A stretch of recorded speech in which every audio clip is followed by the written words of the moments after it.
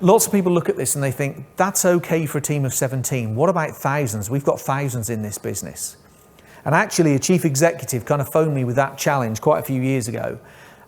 He was a chief exec of a charity, a large charity. They had about 2,500, 3,000 employees or members of the team in total.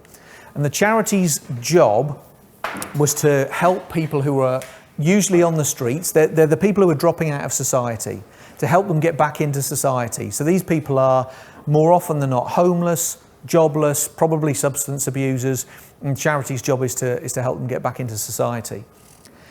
And he asked me, so his question to me was, can you deliver an inspirational speech at our conference? So being the awkward individual I am, I asked him a stupid question. I said, why do you need me to inspire your people? And he kind of went, because they're not motivated. And I said, that's probably the problem that we need to fix. And honestly, 45 minutes of me on stage at a conference is not going to fix that. So we started to have a conversation. I said, is it that everybody's unmotivated, or are there pockets who are and pockets who aren't? How does it work? What do you see? And he said, well, the people actually on the streets with people like that, no problem with motivation. It's the back office functions. That's where we have our real problem. And we started to talk to some of them. There was a lady called Betty who, she filed paperwork, she filled in spreadsheets and all those sorts of things. And she really wanted to help people on the street, but she didn't know how her contribution or what she did, how that made a contribution and helped people on the streets. So we developed what I call the line of sight through the organisation to help Betty understand how she helps people on the streets.